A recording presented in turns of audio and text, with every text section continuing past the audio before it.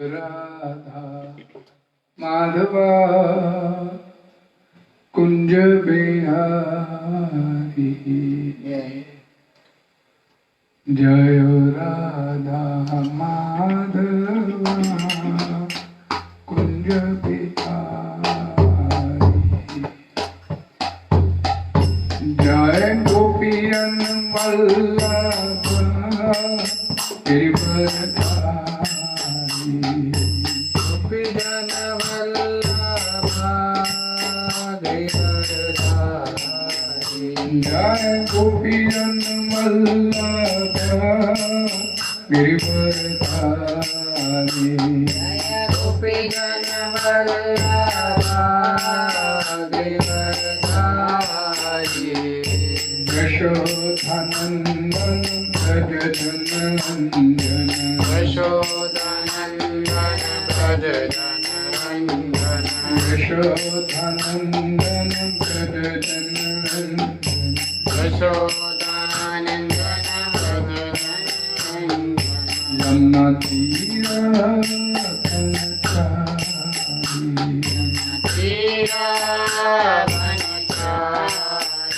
यमुना तीरा यमुना तीरा जय राधा माधवा कुंज बिहारी जय राधा माधवा कुंज बिहारी जय राधा माधवा कुंज बिहारी राधा माधवा कुंज बिहारी हरे कृष्णा कृष्ण कृष्ण हरे हरे हरे राम राम राम हरे हरे हरे कृष्णा कृष्ण कृष्ण हरे हरे हरे राम राम राम हरे हरे हरे कृष्णा कृष्ण कृष्ण हरे हरे हरे राम राम राम हरे हरे हरे कृष्णा कृष्ण कृष्ण हरे हरे हरे राम राम राम हरे हरे हरे कृष्णा कृष्ण कृष्ण हरे हरे हरे राम राम राम हरे हरे हरे कृष्णा कृष्ण कृष्ण हरे हरे हरे राम राम राम हरे हरे हरि बोल हरि बोल हरि बोल हरि बोल हरि बोल हरि बोल हरि बोल हरि बोल हरि बोल हरि बोल हरि बोल हरि बोल हरि बोल हरि बोल हरि बोल हरे कृष्णा कृष्ण कृष्ण हरे हरे हरे राम राम राम हरे हरे हरे कृष्णा कृष्ण हरे हरे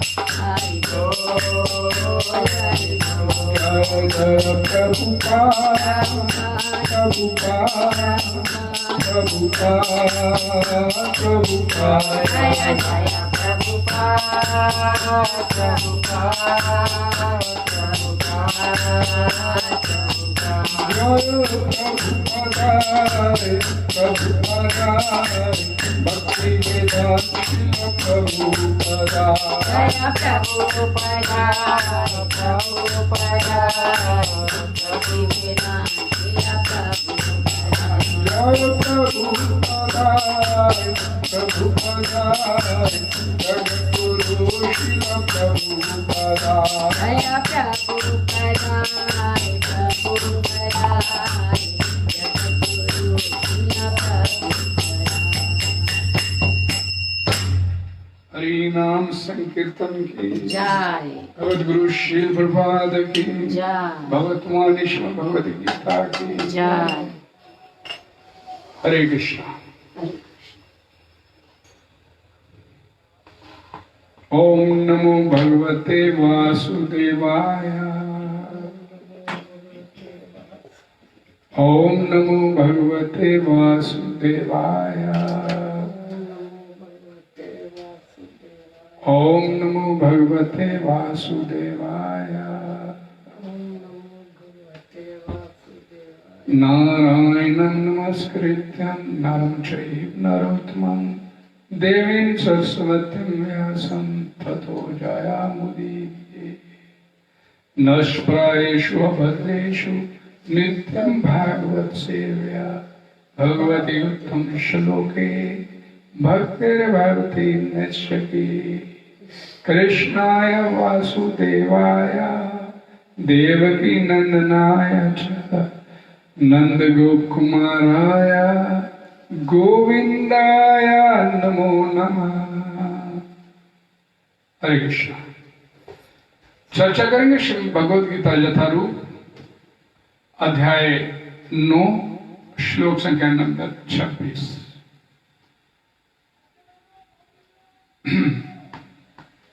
पत्रम पुष्पम फलम तोयम यो मे भक्त्या पृच्छति तत् अहम भक्त्योपहृतम अश्नामि प्रेतात्मना। हरे कृष्ण।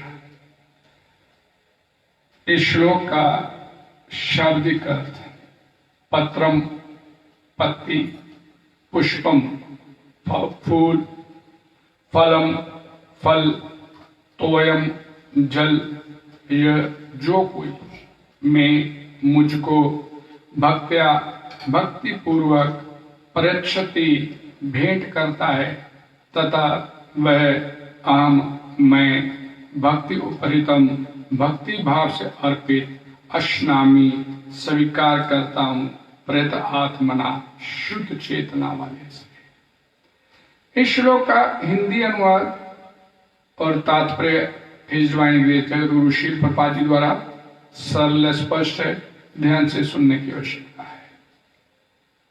अनुवाद।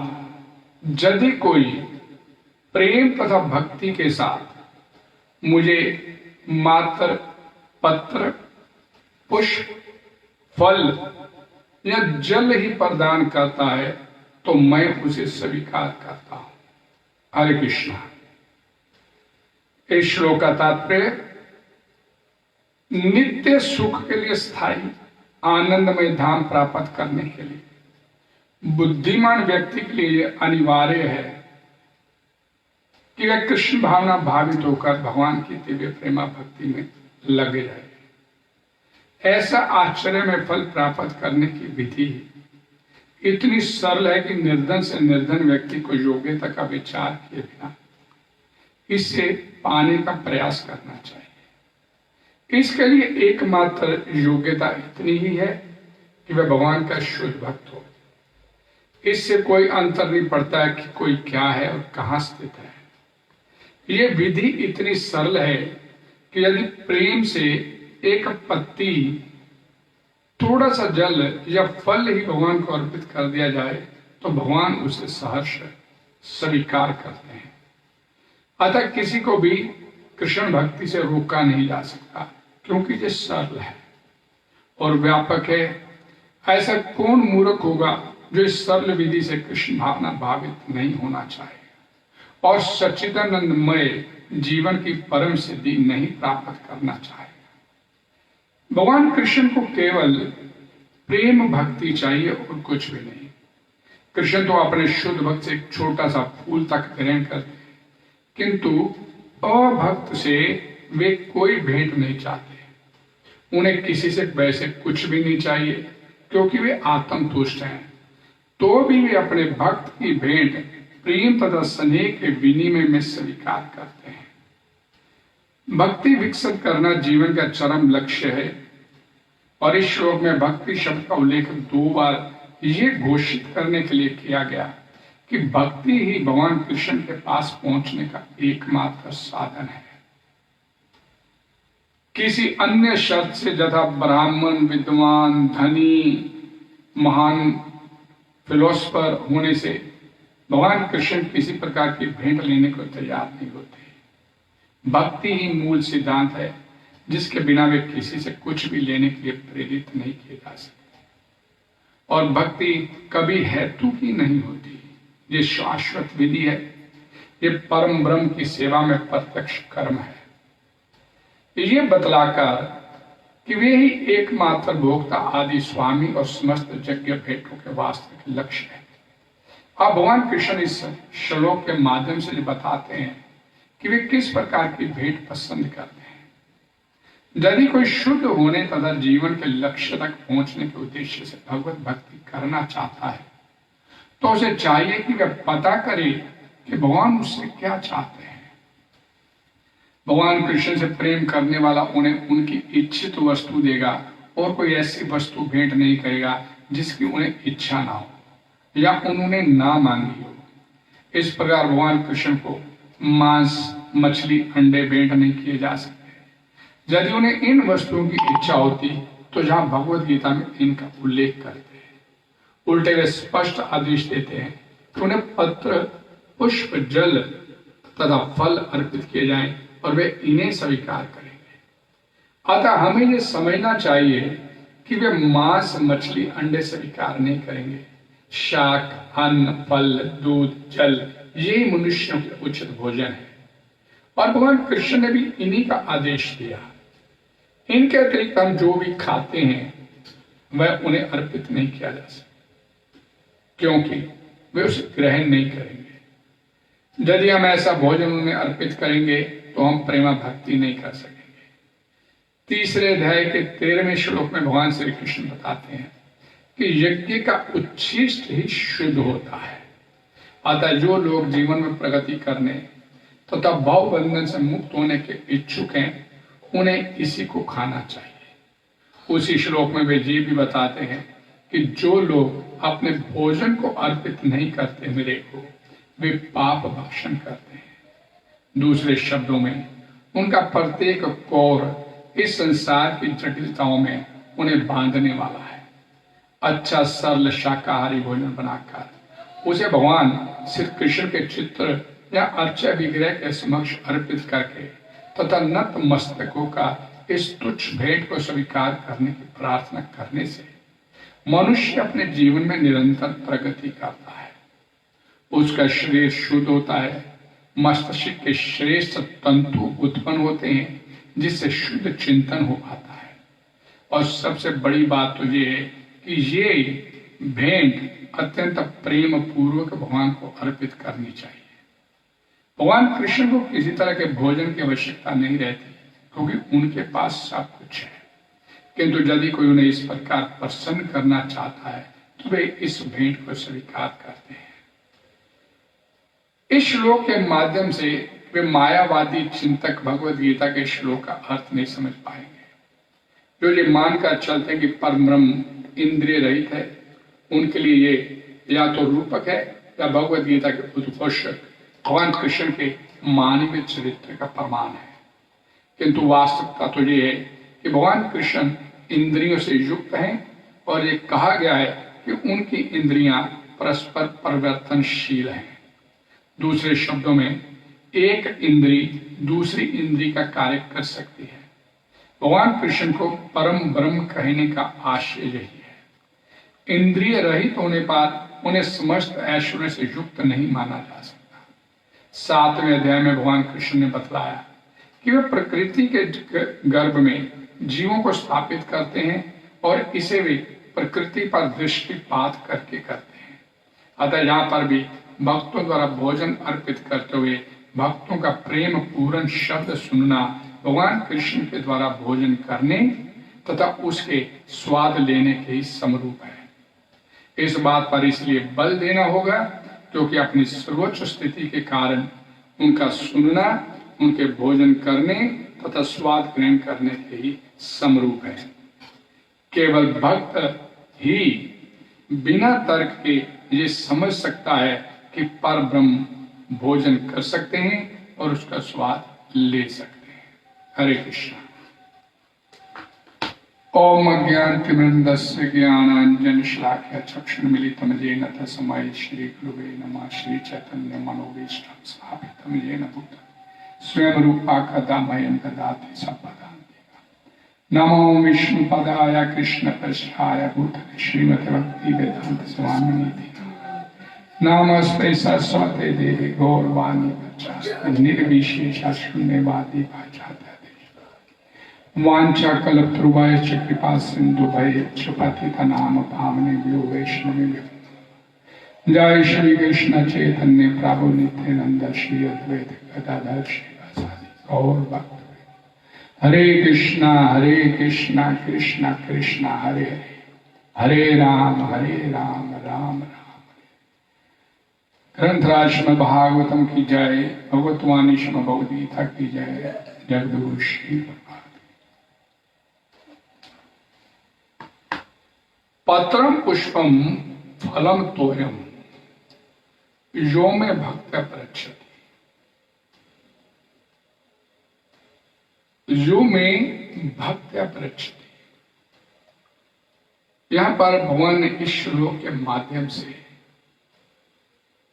कई संदेश एक साथ देने का प्रयास किया। पहली बात, जैसे श्रील प्रभुपाद जी ने बतलाया कि भगवान को चाहिए क्या, तो भगवान स्वयं बता रहे हैं। ये श्लोक भगवत गीता के 9वें अध्याय का, और 9वें अध्याय का मतलब परम गुह्यम ज्ञान, ये भगवान द्वारा बोला गया टॉप मोस्ट सीक्रेट नॉलेज, परम गुह्यम। और उस टॉप मोस्ट सीक्रेट नॉलेज के तहत भगवान यहाँ पर नॉलेज दे रहे हैं कि मेरे को पहली बात चाहिए क्या आपसे। और यहाँ पर भगवान बोलते हैं पत्रम पुष्पम फलम तोयम, यानी कि ये जो वस्तुएं गरीब से गरीब, निर्धन से निर्धन व्यक्ति के पास भी अवेलेबल है। पत्र मीन्स तुलसी का पत्ता मात्र, कोई मेरे को अर्पित कर दे।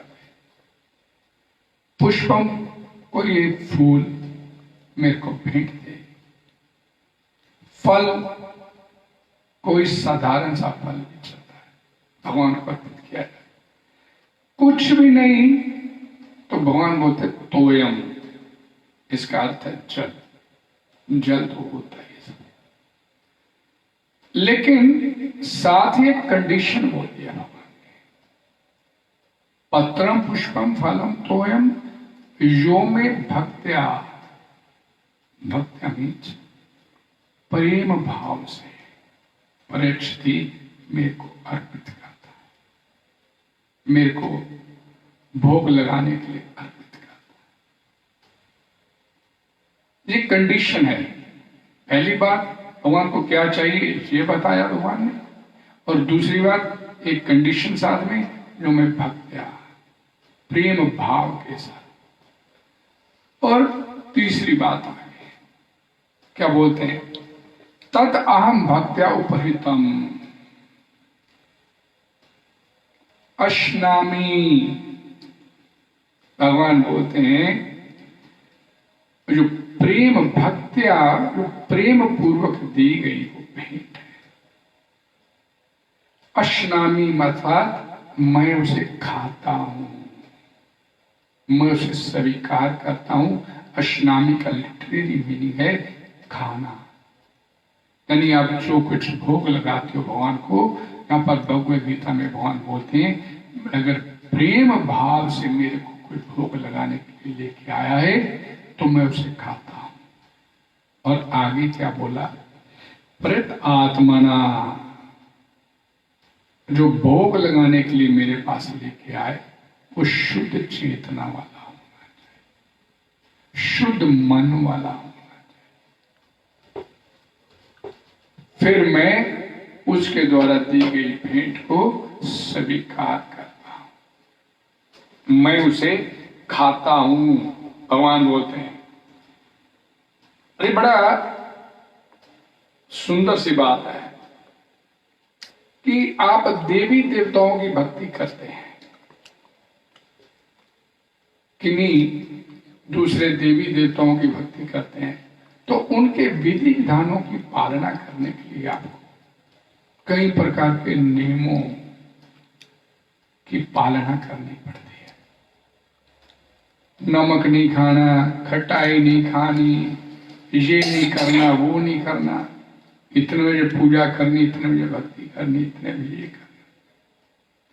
यानी कि देवी देवताओं की भक्ति करते हैं तो उसके लिए कई प्रकार के विधि विधानों तथा मंत्रों आदि की भी आवश्यकता पड़ती है। मंत्र भी उनके लिए आने चाहिए। लेकिन मेरा जो भगवान बोलते जीव के साथ जो संबंध है वो अपनेपन का है। जीव के साथ जो संबंध है ये मेरा अपनेपन का है। जीव मेरा अंश है, मेरी संतान है, मेरा अंश है। मामे वंशो जीव लोके जीवभूता सनातना, मेरा अंश है। तो पुत्र और पिता के बीच में फॉर्मेलिटीज नहीं होती, अपनापन ऑलरेडी है। यहां पर बड़ा सुंदर बताया गया कि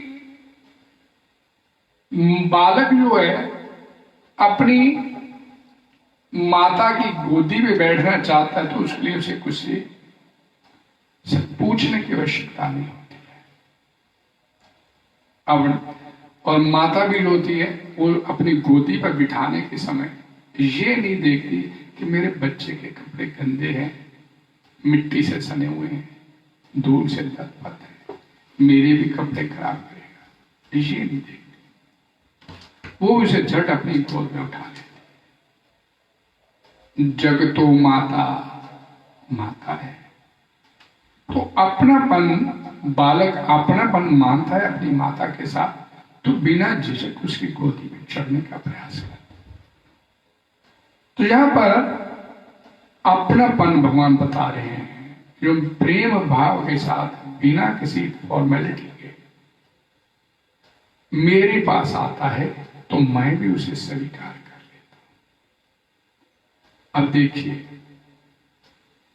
कि भगवान शबरी के पास गए तो झूठे बेर खिला रही है, लेकिन वो बेर खिलाने के पीछे, अर्पण करने के पीछे उसका भाव क्या है?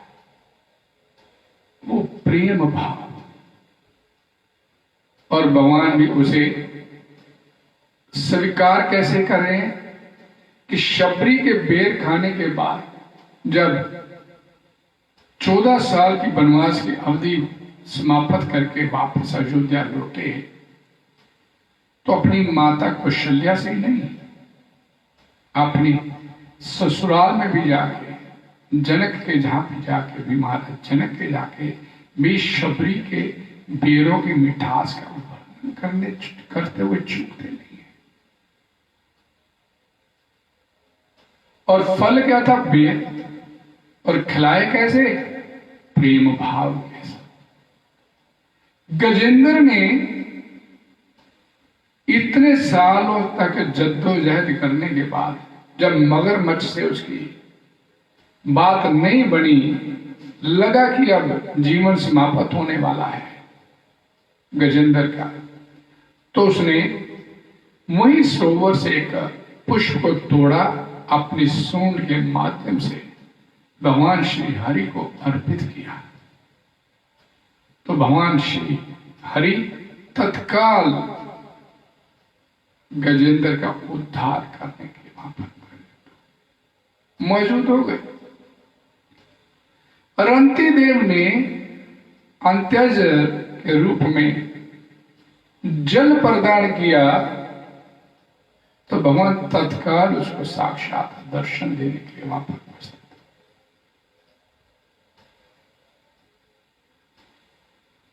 द्रौपदी ने पुकारा संकट आया जब दुर्वासा मुनि 10,000 शिष्यों को साथ लेकर द्रौपदी के द्वार पर आ गए।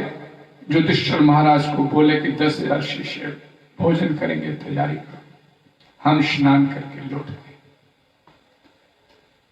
तो द्रौपदी ने भगवान कृष्ण को पुकारा और भगवान कृष्ण ने द्रौपदी के उस पात्र से एक पत्ती जो चिपकी हुई पड़ी थी उसको ग्रहण किया। तो दुर्वासा मुनि में 10,000 शिष्य नहीं, पूरी त्रिलोकी तृप्त हो गई। लेकिन इसके पीछे जो मैं आपको जो बता रहा हूं, इसके पीछे भाव क्या था? प्रेम भक्ति का भाव था। मनोयोग से अपना मन बुद्धि अर्पित करते हुए भगवान श्री कृष्ण को पुकारा, भगवान श्री हरि को पुकारा, तो उनकी पुकार सुनने के लिए भगवान वहां पर मौजूद है। पत्रम पुष्पम फलम तोयम यो में भक्त्या प्रचति, यानी कि यहां पर भगवान बोलना चाहते हैं कि प्रेम से मैं कहीं कथा करने के लिए गया, तो वहां पर कथा करते हुए भोग लगाने के लिए वो माता जी उस घर के आए। तो कोई बात चली भोग लगाने की, तो माता मेरे से बोली, प्रभु जी, जब भी मैं भगवान को भोग लगाने के लिए आती हूं अपने हाथ में थाल लेके अपने घर में, तो भगवान मेरे को देख के प्रसन्न हो जाते हैं। और हम लोग बोलते हैं कि भगवान दिखते नहीं, सुनते नहीं, देखते नहीं, बोलते नहीं। और उस माता का भाव क्या था कि जब भी मैं थाली लेके भगवान को भोग लगाने के लिए व्यंजन बना के लाती हूँ, तो भगवान मेरी तरफ देख के प्रसन्न हो जाते हैं, हंसना शुरू कर देते हैं, मुस्कुराना शुरू कर देते हैं। और हम लोग अपने घर में भगवान को भोग लगाते हैं, थाली रखी, भगवान के आगे रखी, पर्दा किया, मंत्र पढ़े, और 5 मिनट पर 10 मिनट के बाद पर्दा उठाया, भोग उठा लिया, प्रसाद के रूप में ग्रहण कर लिया। भगवान ने खाया नहीं खाया, मन में भाव नहीं आता, एक फॉर्मेलिटी करते हैं। तो इसी बात को बताने के लिए यहां पर भगवान ने ये शब्द यूज करते हुए बोला, और जी भी बोला, प्रेतात्मना, शुद्ध चेतना वाला व्यक्ति जब मेरे को भक्ति उपरितम, मेरे को भेंट, मेरे को प्रदान करता है भक्त्या उपरितम, भक्ति भाव से, अहम अश्नामि, मैं उसे खाता, मैं उसे स्वीकार करता। भगवान बोलते हैं मैं खाता हूं, तो इसका मतलब वो खाते हैं। और यहां पर प्रभुपाद जी ने क्या बोला कि तर्क में पढ़े बिना ये बात सिर्फ भक्ति एक जान सकता है, कि भगवान की भक्ति में अपने आप को लगा के बैठा कि भगवान खाते हैं। और देखिए उससे बड़ी बात शिला प्रभुपाद ने जो इस तात्पर्य में आपने कही, उन्होंने 3 अध्याय के 13वें श्लोक का एक उदाहरण दिया इस तात्पर्य में। यज्ञ शिष्टा अशिना संतो मुच्यन्ते सर्वक्लेशा, पूजन्ते ते तो अधम पापा, ये पचंती तु आतंका। अब भगवान यहां पर देखिए कुछ और बोल रहे हैं। क्या कहते हैं कि यज्ञ शिष्टा अशिना, मेरे यज्ञ भगवान विष्णु का एक नाम है, मेरे को भोग लगाने के बाद जो उच्छिष्ट प्रसाद के रूप में आपको मिलता है, उसको खाने से बड़े बड़े संत महात्माओं के भी सभी आंतरिक विकार खत्म होते चले जाते हैं, शुद्ध होते चले जाते हैं। और अगली लाइन में क्या बोलते हैं भगवान, भुजन्ते ते तो अदम पापा, ये पचन्ति तु आत्मका। और मेरे को भोग नहीं लगाएगा। देखिए इस बात, भगवान बोलते हैं तीसरे दिन, मेरे को भोग नहीं लगाएगा और अपनी सेंसेस ग्रेटिफिकेशन के लिए, अपनी इंद्रिय तृप्ति के लिए उस बनी हुई वस्तु को बना के खाएगा, तो भगवान बोलते हैं तू पाप खाएगा। ये पाप की डेफिनेशन है, यानी कि ये पचंती तू आत्म का अपने लिए बना के खाना, भगवान को भोग नहीं लगाना।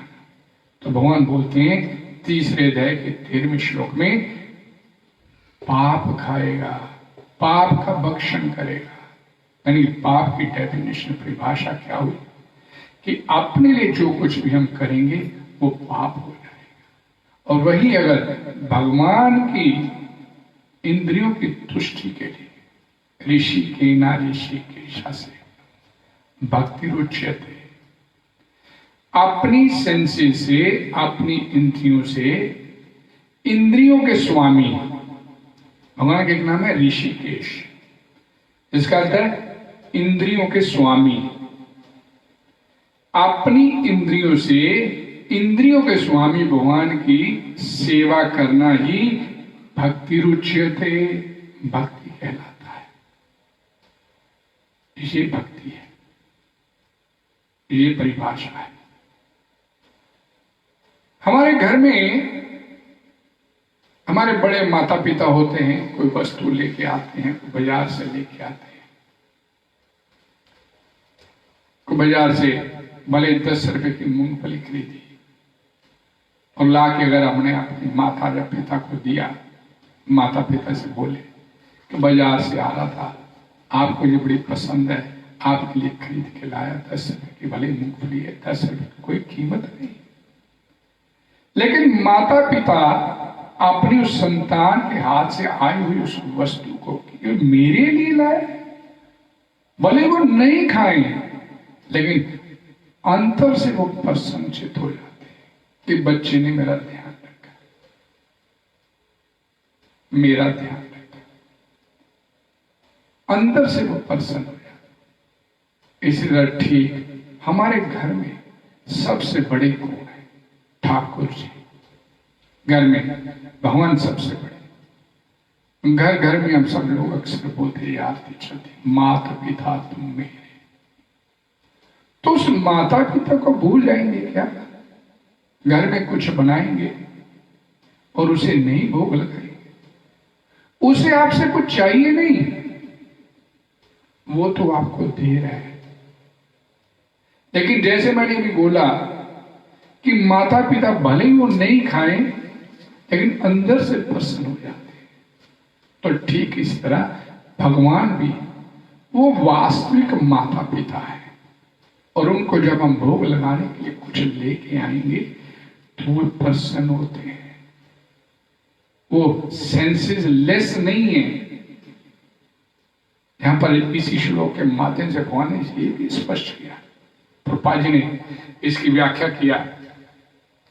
ये मैंने अभी बड़ा सुंदर है इसमें प्रभुपाद जी ने बोला कि इस श्लोक का अर्थ ये कि परम ब्रह्म जो है इंद्रिय रहित नहीं है, वो खाता भी है, वो पीता भी है, उसे भूख नहीं लगती, उसे प्यास नहीं लगती, लेकिन अपने भक्तों के भाव के चलते उसे भी भूख लगाती है। भक्त अगर प्रेम से उसे कुछ खिलाना चाहते हैं तो भगवान भी भूखे बनकर उसके आगे आके खड़े। भक्त प्रेम के भाव के बढ़ते ये भूल जाए कि मैं उसे क्या खिला रहा हूं, तो भगवान जो खाने वाला वो भी भूल जाता है कि मैं अपने इस भक्त के हाथ से क्या खा रहा हूं। अबोध होते हैं भक्त जो होते हैं। भगवान का एक नाम है दीन बंधु, दीन बंधु, अबोध, दीनों के बंधु। लेकिन समस्या क्या आती है, हम दीन बनना नहीं चाहते, वो आपका बंधु बनने के लिए तैयार। लेकिन यहां पर भगवान इस श्लोक के माध्यम से ये बताना चाहते कि परम सत्य परम ब्रह्म जो है वो निराकार नहीं है, वो भी खाता है, वो भी पीता है अपने भक्तों के भाव के। और ये बात स्पष्टता यहां पर प्रभुपाद जी ने बोली कि एक इंद्री दूसरी इंद्री का कार्य भगवान का करती है। जब भगवान ने इस सृष्टि का निर्माण किया तो उन्होंने सृष्टि के ऊपर भागवतम पुराण में बताया गया, उन्होंने सृष्टि के ऊपर दृष्टिपात किया, मात्र दृष्टिपात, देखने मात्र से ये पूरी सृष्टि सजीव हो उठी। और इसी बात को यहां पर प्रभुपाद जी बतला रहे हैं कि जब आप भगवान के आगे कोई भोग लगाने के लिए कोई वस्तु रखते हैं तो भगवान अपने एक इंद्री से अर्थात आंखों से ही उस वस्तु को ग्रहण कर लेते हैं। भगवान पूर्ण है, 1+1 = 1 होता है। भगवान अनेक नहीं है, एक है, लेकिन अनंत रूपम, उसका रूप अनंत है, अद्वैतम अद्वैत है, एक है। तो भगवान जब कुछ ग्रहण करते हैं, जितना ग्रहण करते हैं उतना छोड़ भी देते हैं अपने भक्तों के लिए उच्छिष्ट प्रसाद के रूप में, उसे भक्त भी ग्रहण करें। और यहां पर प्रभुपाद जी ने क्या बतलाया कि मात्र प्रसाद ग्रहण करने से, मात्र प्रसाद ग्रहण करने से जीवात्मा के अंदर के जितने भी विकार हैं,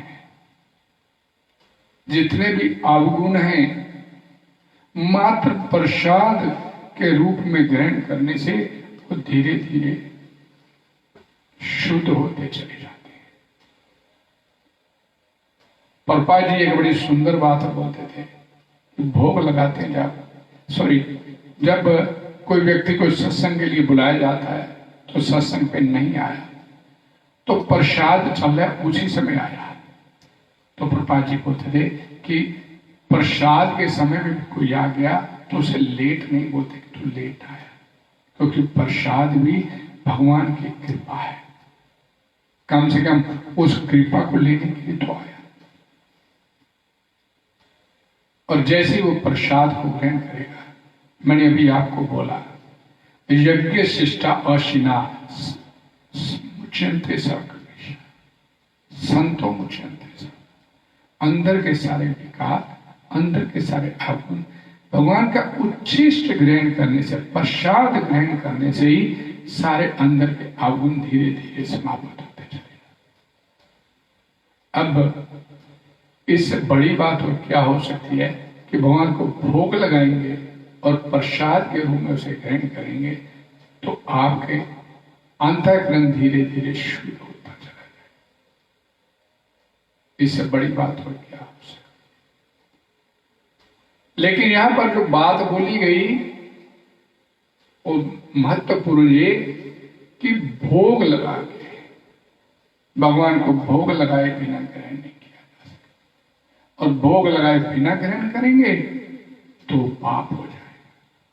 एक बड़ी सुंदर बात श्रील प्रभुपाद जी, भगवान को भोग लगाना है, मंदिरों में, इस्कॉन के मंदिरों में भोग लगता है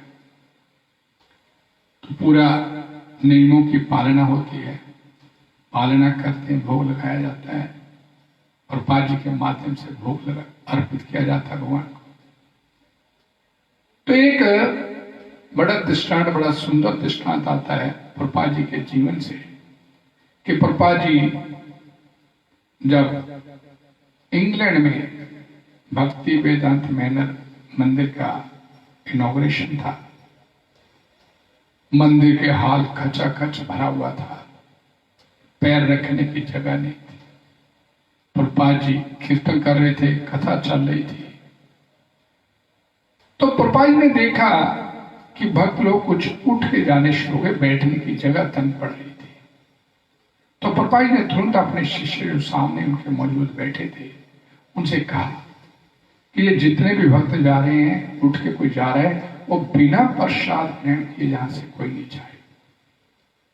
उन्होंने ये आदेश दिया।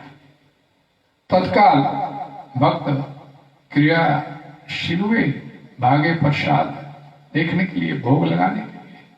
तो लेकिन पता चला कि अभी भोग तैयार नहीं हुआ था।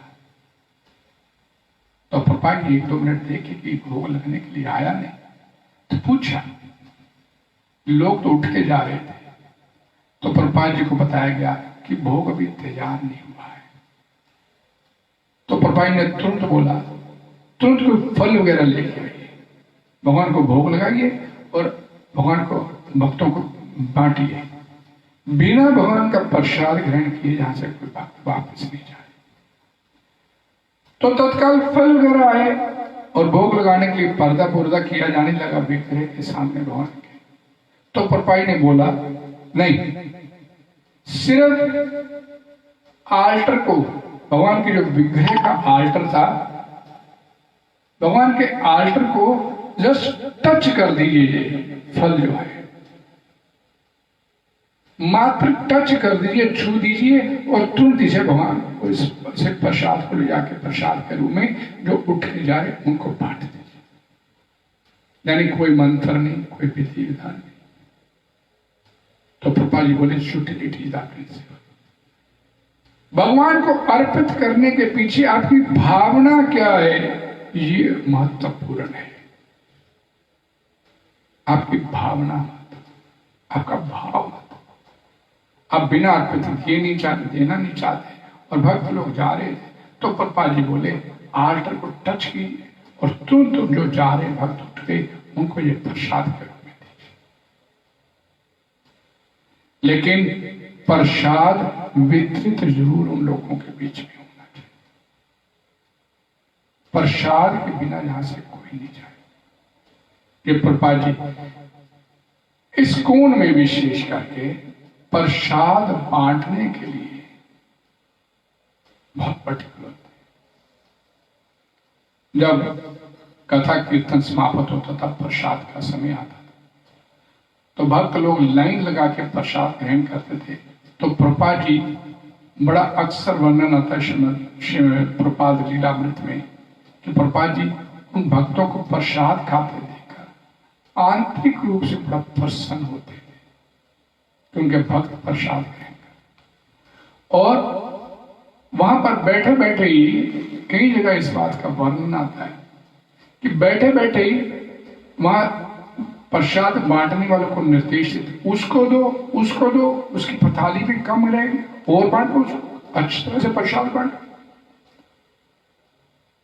देखिए कितना वो प्रसाद को लेके होते थे पर्टिकुलर। प्रसाद ग्रहण करने मात्र से प्रभुपाद जी बोलते थे कि जीव आत्मा में शुद्धिकरण अपने आप सबका ही होने लग जाता है, और इसके पीछे भाव का महत्व। और भगवान, मैंने भी आपको बोला कि अबोध भक्त जब खिलाता है भाव के साथ, कई बार उसे पता ही नहीं चलता वो क्या खिला रहा है। जैसे शबरी का वर्णन आया तो जूठा खिला रही है और भगवान जूठा खा रहे हैं। भगवान भी उस जूठन को ग्रहण कर रहे हैं, क्योंकि वो उनकी उस जूठन को नहीं देख रहे कि ये शबरी है, भीलनी है, नीची जाति की है, ये नहीं देख रहे। क्योंकि भक्ति में अभी प्रभुपाद ने क्लियर किया, निर्धन, अमीर, दार्शनिक, नेता, बड़ा आदमी, छोटा आदमी, ये कोई भी भक्ति के लिए योग्यता क्या चाहिए, उसके अंदर भाव होना चाहिए। और भीलनी का नहीं देखा उन्होंने कि ये भीलनी है, भाव को महत्व दिया। भाव क्या है खिलाने वाले। जब ये निर्णय हुआ कि भगवान शांति दूत बनकर हस्तिनापुर जाएंगे और और ये समाचार हस्तिनापुर राज दरबार में पहुंचा कि कृष्ण भगवान कृष्ण हस्तिनापुर आ रहे हैं शांति दूत बनकर, कि ये एक योजना लेकर कि किसी तरीके युद्ध टल जाए। तो धृतराष्ट्र या उनके पुत्र जो दुर्बुद्धि लोग थे वो तो प्रसन्न नहीं हुए, लेकिन प्रसन्न होने वालों में प्रमुख कौन थे? भीष्म पितामह और महात्मा विदुर। महात्मा विदुर और भीष्म पितामह। और महात्मा विदुर को जैसे ये पता चला, यहां ये बात उल्लेखनीय है कि महात्मा विदुर जमराज के अवतार थे इस महाभारत के काल में। मांडव्य मुनि द्वारा शापित होने के बाद उन्हें शूद्र के रूप में जन्म लेने के लिए बाध्य होना पड़ा। तो जमराज दासी पुत्र के रूप में फिर महाभारत में आए थे, विदुर के रूप में। तो महात्मा विदुर को जैसे पता चला कि भगवान कृष्ण आ रहे हैं, तो उन्हें तुरंत राज दरबार को छोड़ दिया और वापस अपने कुटिया की तरफ चल पड़े। आज बड़े परेशान है, पैर जमीन पे नहीं लग रहे, हंसते हैं, कभी रोते हैं, आंसू से अश्रुपात करते हैं आंखों से, कभी हंसना शुरू करते चलते चलते। और इसी तरह भगवान कृष्ण का सिमरन करते करते अपनी कुटिया में पहुंच गए। विदुरानी ने देखा कि महात्मा विदुर आज बड़ी जल्दी राज दरबार से वापस आए। पूछने लगी क्या बात है, आज बड़े पुलकित लग रहे, बड़े प्रफुल्लित लग रहे, क्या विशेष बात, क्या मिल गया आज आपको? तो महात्मा विदुर बोले, हे विदुरानी, जन्म जन्मांतर की तपस्या का फल प्राप्त होने का समय आ गया है। ऐसा क्या हुआ है? और महात्मा विदुर ने बतलाया कि जिसकी पूजा अर्चना करते हुए जन्म जन्मांतर बीत गए, अब कल उनके दर्शन प्राप्त करने का अवसर आ गया है। विदुरानी भी प्रसन्न हो गई कि जिस भगवान की पूजा अर्चना करते करते जन्म जन्मांतर हो गए थे, आज उनकी तपस्या का फल कल मिल जाएगा, उनके दर्शन हो जाएंगे। और दोनों पति पत्नी ने खूब अपनी कुटिया में बैठ के भगवान कृष्ण का भजन करना शुरू किया। भजन करते करते महारानी असल विदुरानी रुक गई और अपने पति से बोली, आप क्या कल जो भगवान कृष्ण के आपको दर्शन होंगे तो उनको अपनी कुटिया में आने का निमंत्रण दोगे? क्या हमारी कुटिया में वो आएंगे? आप उनको निमंत्रण तो दोगे ही ना? तो महात्मा विदुर बोले अपनी पत्नी से, नहीं, भगवान श्री कृष्ण शांति दूत बनकर आ रहे हैं, राजमहल में आ रहे हैं, 56 प्रकार के भोग उनको आगे अर्पित किए जाए, और मैं अपनी प्रसन्नता के लिए, सिर्फ अपनी प्रसन्नता के लिए अपनी कुटिया में उनको आमंत्रित कर, कहा वो 56 भोग आरोगेंगे, कहा मैं अपनी कुटिया में साग भाजी के लिए उनको, अपनी खुशी के लिए मैं भगवान को कष्ट दूं, ये मेरे को स्वीकार। तो इसलिए मैं उनको निमंत्रण नहीं दूंगा। आप विदुरानी मन में सोचने लगी, हम गरीब हैं तो क्या होगा? क्या अपने भगवान को हम अपने घर बुला नहीं सकते? ये निमंत्रण दे ना दे, लेकिन मैं तो अपने भगवान को जरूर निमंत्रण दूंगी। और विदुरानी ने तुरंत अपने सामने भगवान के विग्रह के, अर्चय विग्रह के सामने निवेदन करते हुए भगवान को आपने यहां आने का न्योता ही दे दिया।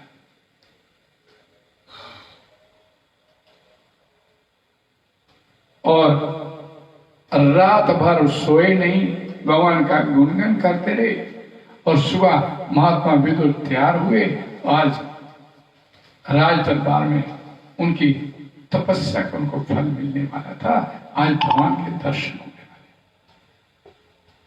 दरबार में पहुंचे, भगवान कृष्ण आए, शांति दूत का प्रस्ताव रखा, अस्वीकार हो गया। लेकिन धृतराष्ट्र ने उन्हें अपने महल में भोजन के लिए आमंत्रित किया। भगवान श्री कृष्ण ने अस्वीकार कर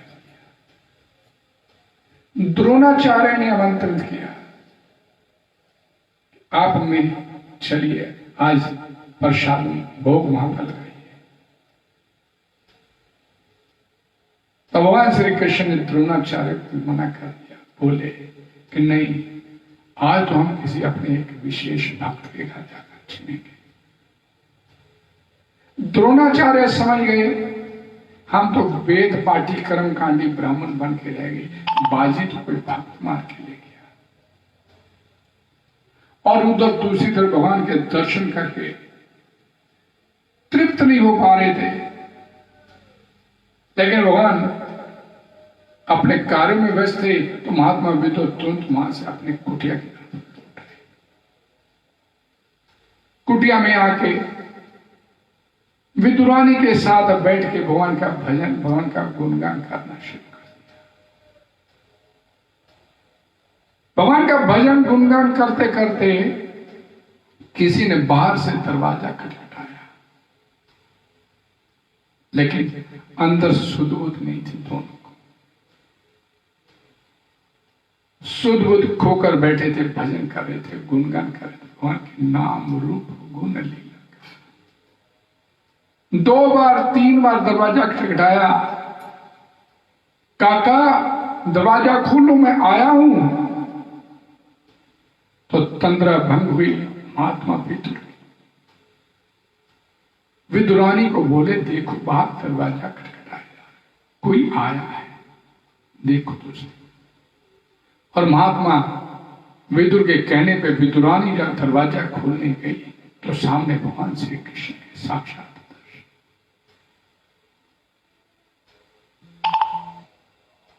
अब महात्मा विदुर और विदुरानी दोनों ही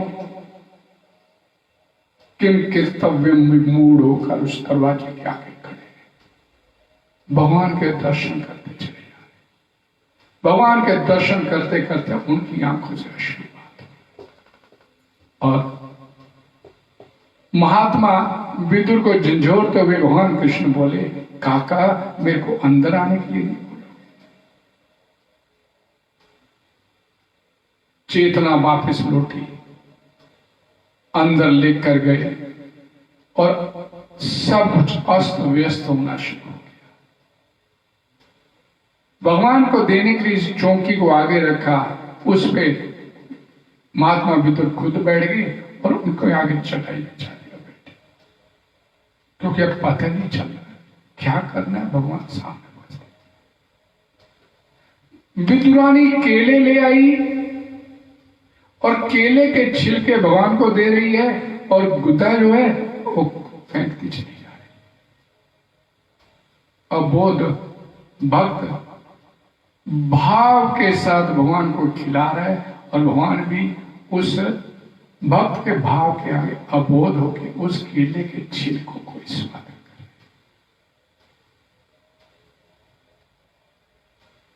ततहम उपरे तश्नामी, जो प्रेम भाव से मेरे को कुछ अर्पित करता है, भगवान बोलते हैं हम स्नामी, मैं उसे खाता हूं। आपका भाव क्या है, ये महत्वपूर्ण। तो भगवान भाव के भूखे हैं।